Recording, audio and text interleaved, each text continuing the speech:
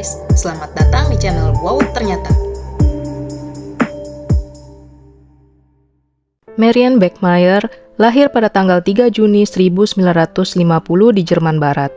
Marianne adalah anak tunggal yang dibesarkan di kamp pengungsi karena dia dan orang tuanya melarikan diri dari Prusia Timur ke Jerman tak lama setelah Perang Dunia Kedua berlangsung. Ayah Marianne adalah seorang diktator yang mengatur rumah tangga dengan sangat ketat. Selain itu, dia juga memiliki banyak masalah penyalahgunaan narkoba dan juga sering mabuk sepanjang waktu. Bisa ditebak, jika dia tidak ada di rumah berarti dia sedang ada di bar. Lama-kelamaan, kebiasaan minum ayahnya ini menjadi sangat buruk dan setiap kali ia menjadi mabuk, ia akan melampiaskan kemarahannya kepada anaknya dan juga istrinya. Marianne tumbuh besar dengan mendapatkan penganiayaan dari ayah kandungnya sendiri, sedangkan ibunya hanya berdiri di sampingnya dan tidak melakukan apapun. Hingga akhirnya ketika ibunya sudah tidak tahan lagi, ia pun menceraikan ayahnya dan menikah lagi dengan seorang pria bernama Paul Weiss. Paul Weiss merupakan seorang pegulat profesional yang juga memiliki pekerjaan sampingan sebagai supir truk. Sayangnya, ternyata Paul Weiss juga tidak jauh berbeda dengan ayah kandung Marianne. Paul juga merupakan seseorang yang sangat kasar dan dia juga merupakan seorang peminum berat. Karena seringnya mendapatkan kekerasan dari ayah tirinya, Marianne pun tumbuh menjadi seorang remaja yang pemberontak. Meskipun ayah tirinya memiliki peraturan yang sangat ketat di dalam rumahnya, tetapi semua peraturan ini tidak pernah dipatuhi oleh Marianne. Marianne sering sekali keluar sampai larut malam, bahkan ia suka menyelinap keluar rumah. Marianne juga menentang keyakinan agama ibunya, dan ia bahkan tidak mau pergi ke sekolah. Ketika Marianne berusia 16 tahun, orang tuanya mengetahui bahwa Marianne menyelinap keluar untuk menemui seorang anak laki-laki. Karena hal itulah Marianne akhirnya diusir dari rumahnya. Dan kemudian pada tahun 1966, Marianne akhirnya memutuskan untuk pindah bersama kekasihnya karena dia telah diusir dari rumahnya dan tidak punya tempat lain untuk pergi. Dan saat tinggal bersama kekasihnya ini, Marianne pun akhirnya mengandung anak pertamanya. Meskipun ayah tirinya sangat keras terhadap ibunya, tetapi ibunya tetap mencintai Marianne. Ibunya membelikan Marianne dan kekasihnya sebuah kamar motel yang bisa mereka tinggali untuk sementara waktu. Ibunya bahkan pergi ke motel setiap hari dan membawakan Marianne dan kekasihnya makanan, air, dan semua kebutuhan mereka. Marianne pun tinggal di sana selama 9 bulan masa kehamilannya. Setelah Marianne melahirkan, entah bagaimana caranya ibunya pun mampu meyakinkan ayah tirinya untuk mengizinkan Marianne tinggal kembali di dalam rumah tersebut. Namun ketika Marianne pindah kembali ke dalam rumah, ternyata sambutan dari ayahnya juga tidak hangat. Dan karena mereka tinggal di sebuah apartemen yang cukup kecil, Marianne terpaksa menidurkan bayinya di meja dapur setiap malam. Namun ternyata meskipun telah menerima Marianne kembali ke dalam rumahnya, Paul Weiss ternyata tidak dapat bertahan lama melihat Marianne sepanjang waktu di dalam rumahnya. Paul Weiss pun akhirnya membawa Marianne dan anaknya ke panti asuhan khusus untuk ibu yang belum menikah. Saat itulah Marianne dan kekasihnya pun putus. Semua yang terjadi di dalam hidup Marianne seolah hancur berantakan. Selain diusir dari rumahnya, kini ia juga tidak memiliki figur ayah untuk anaknya. Marianne merasa sangat tersesat dan tidak cukup waras untuk tetap bisa membesarkan anaknya. Karena itulah dia menyerahkan anaknya untuk diadopsi, dan kemudian pada usia 18 tahun, yaitu pada tahun 1968, Marianne pun akhirnya tinggal kembali bersama ibu dan ayah tirinya. Tidak lama kemudian Marianne pun mendapatkan pacar baru dan lagi-lagi dia hamil anak keduanya. Namun sayangnya ternyata hubungan dia dengan pacar barunya ini juga tidak bertahan lama, dan tak lama setelah ia hamil anak keduanya ini, Marianne dan kekasihnya malah putus. Ketika itu terjadi perkelahian yang cukup besar di antara Marianne dan kekasihnya itu menurunkan Marianne di tengah jalan. Naasnya ketika dia mencari tumpangan, Marianne malah mendapatkan pelecehan seksual dari orang yang memberikannya tumpangan. Marianne pun mengalami sebuah trauma yang sangat besar, sehingga lagi-lagi ketika bayi keduanya lahir, dia segera menyerahkan bayi tersebut untuk diadopsi. Tak lama setelah itu, Paul Weiss, ayah tiri Marianne pun akhirnya meninggal dunia karena kanker. Sejak ayah tirinya meninggal, Marianne kembali ke rumah tinggal bersama ibunya. Dan pada saat itulah dia bertemu dengan seorang pria lain yang bernama Christian, dan dia lagi-lagi jatuh cinta kepada Christian. Namun secepat perasaan cintanya muncul kepada Christian, secepat itu pula perasaannya menghilang. Saat itulah Marian ingin kembali kepada mantannya yang waktu itu telah menurunkannya di pinggir jalan. Namun sayangnya, segera setelah ia kembali kepada mantan kekasihnya, dia dilecehkan oleh mantan kekasihnya itu.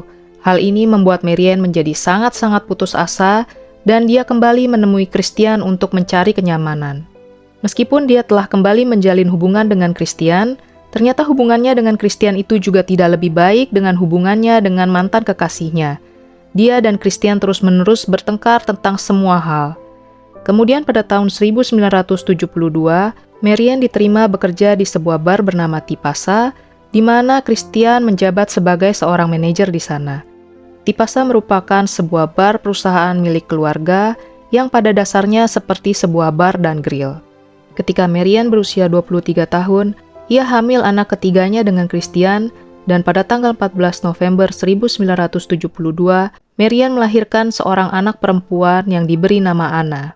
Sayangnya Marian memiliki keterampilan mengasuh anak yang sangat buruk, dan dikarenakan Marian bekerja paruh waktu di bar, Marian akan bekerja di malam hari, dan pada siang harinya dia akan tertidur pulas.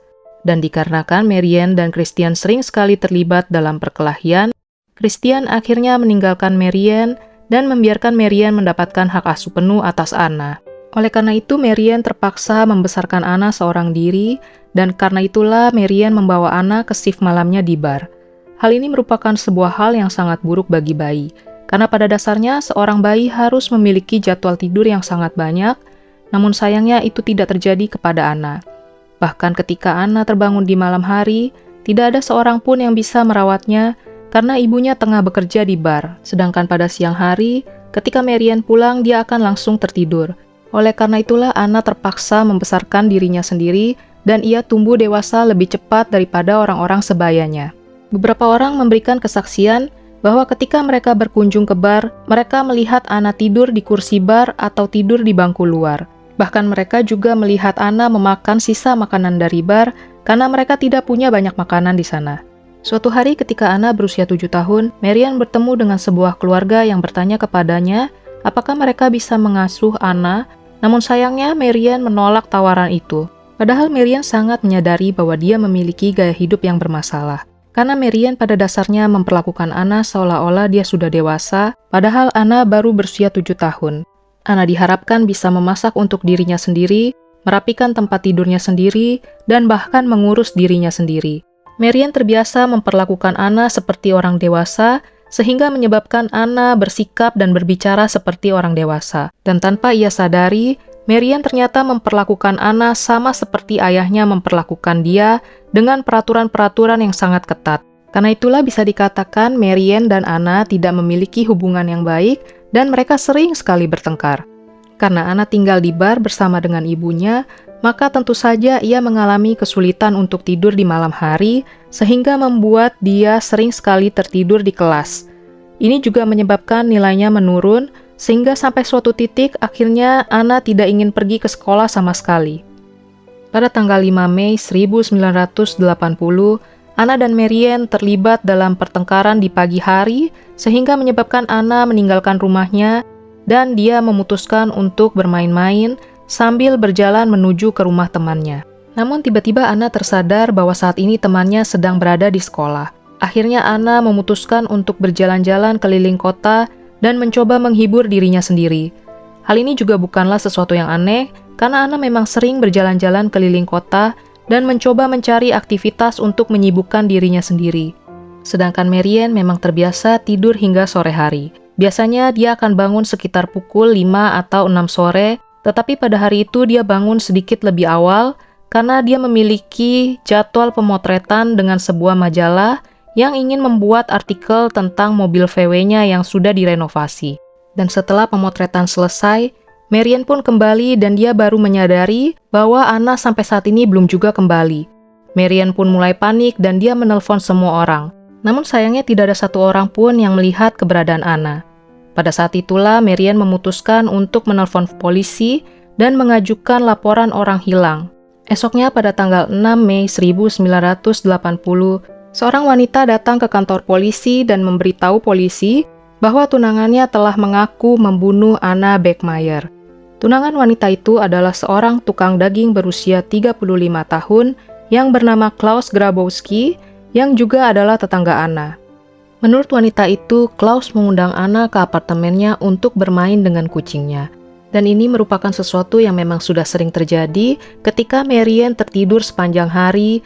Klaus sering mengajak Anna ke rumahnya untuk sekedar bermain dengan kucingnya atau sekedar ngobrol biasa. Sama seperti pada tanggal 5 Mei 1980 ketika Klaus melihat Anna berjalan sendirian. Klaus menghampiri Anna, kemudian Anna bercerita bahwa saat itu dia terlibat pertengkaran dengan ibunya dan saat ini dia hanya berjalan-jalan keliling kota untuk menyibukkan dirinya sendiri. Ketika itulah Klaus berkata kepadanya, "Hei, maukah kau naik ke atas dan bermain dengan kucingku lagi?" Anna pun setuju untuk masuk ke apartemen Klaus karena pria ini merupakan tetangga yang sering dia datangi dan juga sudah menjadi seseorang yang dia percayai. Tunangan Klaus juga memberikan kepada polisi sebuah catatan yang ditulis Klaus untuknya pada hari itu. Klaus mengatakan bahwa dia sangat ingin memeluk tunangannya dan Klaus akan menunggu di sebuah restoran pada waktu tertentu sampai tunangannya ini muncul. Jadi segera setelah polisi membaca tulisan itu, mereka pun pergi ke restoran itu pada waktu yang telah ditentukan dan berjaga-jaga agar bisa menangkap Klaus. Di dalam catatan itu, Klaus juga menulis bahwa dia telah memasukkan tubuh Anna ke dalam sebuah kotak kardus, kemudian dia meletakkan kotak kardus itu ke sepedanya, dan dia mengendarai sepedanya ke sebuah saluran air terdekat, dan di sanalah dia menguburkan jenazah Anna. Polisi pun berhasil meringkus Klaus yang muncul di restoran itu. Namun, ketika Klaus ditangkap dan diinterogasi, dia mencoba memberikan kesan bahwa dia membunuh Anna untuk membela dirinya sendiri. Dia mengatakan bahwa Anna, seorang gadis yang berusia 7 tahun ini, mencoba memerasnya dan merayunya agar melakukan apa yang dia inginkan. Klaus berkata bahwa Anna memberitahu Klaus, jika Klaus tidak memberikan Anna uang, maka Anna akan menemui ibunya Marianne dan memberitahu Marianne bahwa Klaus telah menyentuhnya secara tidak pantas. Dan karena ketakutan, Klaus mengambil celana dalam tunangannya dan mencekik Anna sampai mati dari belakang kursi ruang tamu. Klaus juga mengatakan bahwa Anna sempat meronta dan terjatuh dari kursi, namun Klaus tetap mencekik Anna hingga tewas. Polisi pun akhirnya pergi ke saluran air dan mereka menemukan sisa-sisa dari jenazah Anna dalam keadaan diikat dengan resleting di dalam kotak kardus. Ketika mayatnya ditemukan, Marianne sebenarnya memiliki kesempatan untuk pergi ke kantor polisi agar dia bisa mengidentifikasi mayat dari anaknya. Tetapi Marianne menolak untuk pergi dan mengatakan bahwa dia percaya kepada polisi bahwa jasad tersebut merupakan jasad dari putrinya. Marianne bahkan hanya berbicara kepada polisi beberapa kali dan semua itu merupakan percakapan yang singkat.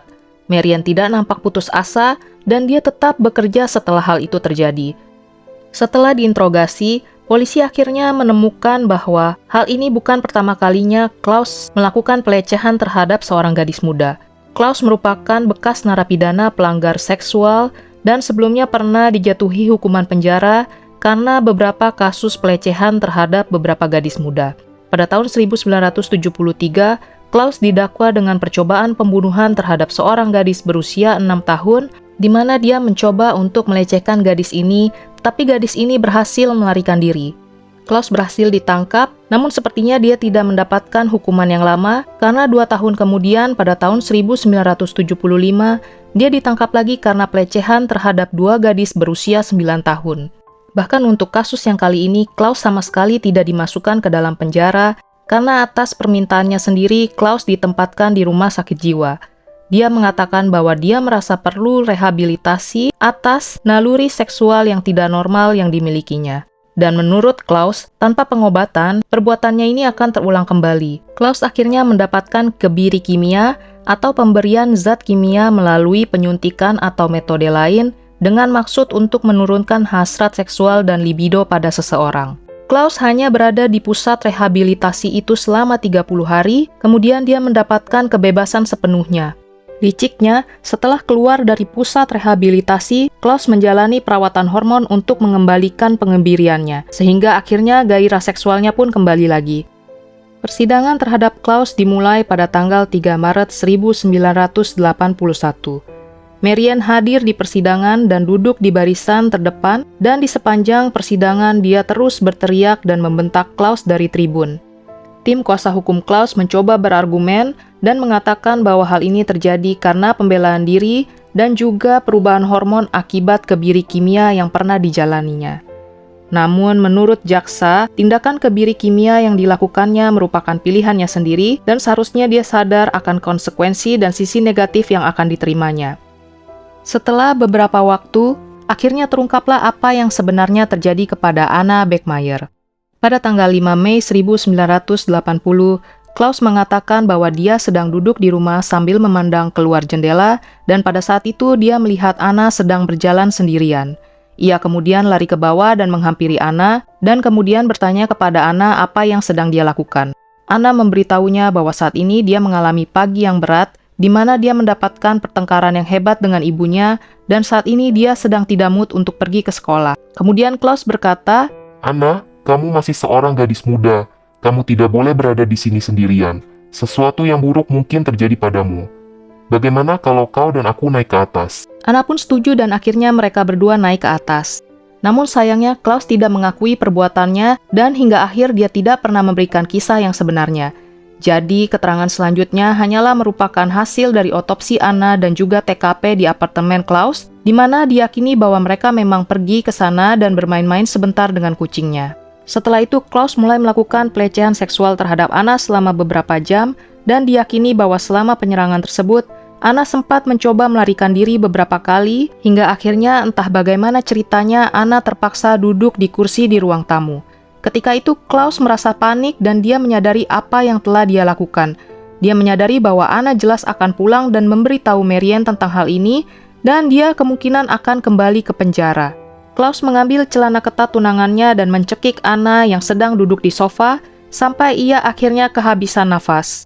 Jaksa penuntut memperjelas bahwa ini jelas-jelas bukan sebuah pertahanan diri karena Klaus tidak memiliki luka pertahanan di sekujur tubuhnya. Lagi pula, Klaus saat itu berusia 35 tahun, sedangkan Anna hanyalah seorang anak kecil berusia 7 tahun yang tidak mengetahui latar belakang pelanggaran seksual yang pernah dilakukan Klaus. Setelah meninggal, tubuh Anna diikat dan diletakkan ke dalam sebuah karton besar, kemudian Klaus membawa kotak karton itu ke sebuah saluran air terdekat. Klaus membuang tubuh Anna ke kanal itu dan kemudian dia mengendarai sepedanya pulang. Namun kemudian pada malam yang sama, Klaus merasa sangat bersalah atas tindakannya di siang hari sehingga dia mengakui segala perbuatannya itu kepada tunangannya. Pada hari ketiga persidangan Klaus berlangsung, yaitu pada tanggal 6 Maret 1981, Marian masuk ke ruang sidang dengan menggunakan mantel hijau besar dan dia duduk di barisan depan seperti yang biasa dia lakukan selama 3 hari terakhir. Tetapi pada hari ini, Marian terlihat sedikit lebih pendiam dari biasanya dan dia tidak banyak berbicara atau berteriak sepanjang persidangan. Marian sempat meninggalkan ruang sidang selama beberapa menit, kemudian dia pun masuk kembali dan duduk, sampai akhirnya sekitar jam 10 pagi, Marian tiba-tiba bangun dan berjalan ke arah Klaus, kemudian ia mengeluarkan pistol semi-otomatis Beretta 70 dan menembak Klaus dari belakang sebanyak 7 kali. Hanya 6 dari 7 tembakannya yang benar-benar mengenai Klaus. Setelah menembaknya sebanyak 7 kali, Marian menjatuhkan senjatanya dan segera mengangkat tangannya ke udara dan menunggu untuk ditangkap. Saat itu Marian berkata, "Saya ingin membunuhnya. Saya ingin menembak wajahnya. Sayangnya saya hanya bisa menembaknya dari belakang. Saya berharap dia sudah mati." Petugas sempat berusaha untuk memberi pertolongan medis kepada Klaus, namun sayangnya ia meninggal di tempat. Persidangan Klaus pun berhenti karena dia sudah mati, dan akhirnya persidangan ini berubah menjadi persidangan Marian. Saat sedang menunggu persidangannya, ternyata kesehatan mental Marian mulai menurun dengan sangat cepat. Marian berjuang dengan PTSD dari situasi tersebut dan juga karena kehilangan Anna. Marian mengatakan bahwa dia tidak bisa duduk di sana dan mendengarkan Klaus berbohong tentang bagaimana putrinya yang masih berusia 7 tahun itu memeras dan merayunya. Marian berkata bahwa semua itu membuatnya muak dan karena itulah dia memutuskan untuk melakukan apa yang sudah dia lakukan. Marian menjalani hukumannya di penjara, namun di tengah jalan dia dipindahkan ke rumah sakit jiwa. Marian juga sempat mencoba mengakhiri hidupnya sebanyak 5 kali dan menolak untuk berbicara dengan psikolog ataupun polisi. Pada tanggal 2 November 1982, akhirnya persidangan Marianne pun dimulai. Dan karena berita ini merupakan berita yang sangat besar pada saat itu, maka banyak sekali kamera dan outlet berita yang ingin meliput persidangan Marianne. Banyak orang yang mendukung Marianne dan mengatakan bahwa hanya ibulah yang akan mengerti bahwa apa yang telah dilakukan oleh Marianne merupakan sebuah penegakan keadilan, karena Klaus sudah pernah melakukan ini sebelumnya sebanyak 2 kali. Marianne mendapatkan banyak penggemar dan dia juga menerima banyak hadiah. Dia bahkan menerima karangan bunga dengan catatan bertuliskan, "Untukmu dari seorang kakek yang akan melakukan hal yang sama, kamu tidak sendirian." Marianne menikmati semua cinta dan penghargaan yang orang berikan untuknya dan dia merasa seperti seorang pahlawan. Tapi kemudian banyak orang mulai mencari tahu tentang masa lalu Marianne dan beberapa orang yang sering berkunjung ke bar juga mulai speak up kepada berita bahwa Marianne hampir tidak pernah menjaga Anna dan Anna dan Marianne juga sering terlibat dalam pertengkaran. Mereka sering melihat Anna tertidur di bangku dan berkeliaran di sekitar kota tanpa pengawasan orang dewasa. Setelah itu banyak orang yang tidak lagi melihat ini sebagai sebuah balas dendam seorang ibu yang mencintai putrinya, namun mereka melihatnya sebagai seorang ibu yang tidak peduli dengan putrinya sampai putrinya meninggal dunia. Seorang psikolog mengatakan bahwa sehari sebelum kasus ini terjadi, Marianne sempat bercerita bahwa dia bermimpi di mana dia melihat penampakan Anna di ruang sidang, dan saat itu Anna memperhatikan semua yang terjadi di ruang sidang. Dia berkata bahwa Klaus telah menyatakan bahwa Anna telah memanipulasinya untuk melakukan semua hal yang sangat seksual, sehingga Marianne menjadi sangat marah di dalam mimpinya, dan saat itu dia menembak Klaus dengan pistol yang ada di sakunya. Dan ingat, ini semua hanya terjadi di dalam mimpinya. Namun keesokan harinya, Marianne memutuskan untuk mewujudkan mimpinya itu, dan dia benar-benar menembak Klaus. Di dalam pengadilan terjadi perdebatan mengenai apakah kejahatan ini memang direncanakan atau dilakukan secara spontan oleh Marianne. Namun Marianne mengatakan bahwa dia memang membawa senjata itu sepanjang hari dan dia bahkan membawa senjata itu saat di pemakaman Anna karena dia merasa sangat tidak aman dengan semua publisitas yang dia dapatkan dari cerita tersebut. Dia merasa dia perlu melindungi dirinya sendiri sehingga dia selalu membawa senjata itu di sakunya. Setelah ditangkap, Marianne sempat membuat sebuah catatan dengan tulisan, "Aku melakukannya untukmu, Anna, dengan 7 hati selama 7 tahun. Beberapa spekulasi juga terjadi di persidangan tentang adanya keterlibatan Christian dalam kasus ini. Karena Christian dan keluarganya turut hadir dalam persidangan Anna, dan setelah Marianne menembak Klaus, Christian sempat berkata, dia benar-benar melakukannya. Hal ini menyimpulkan bahwa mungkin saja Christian mengetahui tentang rencana penembakan yang akan dilakukan oleh Marianne. Setelah 25 hari persidangan berlangsung, hakim menyimpulkan bahwa Marianne bukanlah ancaman bagi masyarakat dan menganggap bahwa pembunuhan itu terjadi secara spontan dan merupakan akibat dari trauma yang dia alami akibat rincian pengadilan dan juga kematian putrinya. Namun meskipun dia bukan merupakan ancaman bagi masyarakat, Marianne tetap harus menanggung akibat atas kejahatannya. Pada tanggal 2 Maret 1983, Marianne dinyatakan bersalah atas pembunuhan tersebut dan dijatuhi hukuman 6 tahun penjara karena kasus pembunuhan berencana. Setelah hukumannya dijatuhkan, sebuah surat kabar melakukan survei di mana mereka menemukan 28% masyarakat menganggap hukuman tersebut pantas, 27% masyarakat menganggap hukuman itu terlalu keras, 25% menganggap hukuman itu terlalu ringan, dan 20% menganggap hukuman itu pantas diterima oleh Marianne. Christian, ayah Anna, sebenarnya sempat berusaha menuntut dokter yang memberikan suntikan pengembalian hormon kepada Klaus. Namun sayangnya gugatan yang dilakukan oleh Christian itu tidak membuahkan hasil sama sekali. Kemudian pada tahun 1986, Marianne dibebaskan setelah hanya menjalani 3 tahun dari 6 tahun masa hukumannya, dan ia kemudian menjalani masa percobaan selama 2 tahun 10 bulan setelah dia dibebaskan. Saat itulah kemudian Marianne memutuskan untuk merebranding dirinya dengan menikahi seorang guru bahasa Jerman dan pindah ke Nigeria dengan suami barunya ini. Namun ternyata di Nigeria akhirnya mereka pun berpisah. Marianne sempat tinggal di Nigeria selama beberapa tahun, sampai tahun 90-an ia memutuskan untuk kembali pulang ke Jerman. Ketika dia kembali ke Jerman, Marianne didiagnosis menderita kanker pankreas Dan pada tahun 1994, setelah mengetahui bahwa dia akan segera meninggal, Marian mulai tampil lebih banyak di radio dan televisi. Marian berbicara banyak tentang putrinya dan juga berbicara tentang hari ketika dia membunuh pembunuh putrinya. Marian berkata bahwa dia mempertimbangkan hal ini dengan sangat hati-hati dan dia berkata bahwa dia tidak menyesal dan tidak akan pernah menyesal telah membunuh Klaus. Marian bahkan berkata bahwa dia sangat lega begitu mengetahui Klaus telah mati. Marian juga tidak akan pernah memaafkan Klaus karena telah membunuh putrinya. Menjelang akhir hidupnya, Marian menyewa seorang reporter untuk mendokumentasikan bulan-bulan terakhirnya. Pada saat itulah orang-orang mulai bertanya-tanya apakah Marian melakukan penembakan itu untuk putrinya atau untuk dirinya sendiri.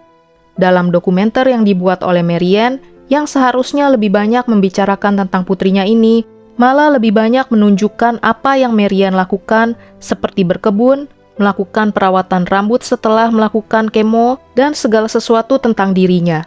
Sampai akhirnya pada tanggal 17 September 1996, Marian akhirnya meninggal karena kanker pankreas yang dideritanya. Marian dulu sempat ditanyakan apakah ingin memiliki kuburan tunggal atau kuburan ganda untuk Anna, dan dia berkata bahwa dia menginginkan kuburan ganda. Ini untuk Anna dan untuk aku. Aku akan segera bersamanya. Maka kemudian pada saat ia meninggal pada tahun 1996, Marian dimakamkan di kuburan yang sama dengan Anna. Ada sekelompok teman yang datang dan mengungkapkan fakta bahwa sebelum kasus pembunuhan Klaus terjadi, Marian pernah membawa pistolnya ke ruang bawah tanah bar dan melakukan latihan penembakan sasaran di sana. Bahkan sampai saat ini tidak ada yang mengetahui mengapa Marian melakukan hal itu. Dan apakah hal itu sudah direncanakan atau tidak, semua fakta ini telah dibawa mati oleh Marian. So guys, itulah tadi cerita tentang seorang ibu yang melakukan balas dendam dengan membunuh pembunuh dari putrinya. Kalau menurut kalian sendiri gimana? Apakah hukuman yang didapatkan oleh Marian sudah sepantasnya, atau terlalu ringan, atau terlalu berat? Dan apakah menurut kalian Christian juga terlibat dalam kasus penembakan terhadap Klaus? Tinggalkan komentar kalian di bawah karena gue juga penasaran banget dengan pendapat kalian tentang kasus ini. Sekian dulu cerita hari ini dan sampai jumpa lagi.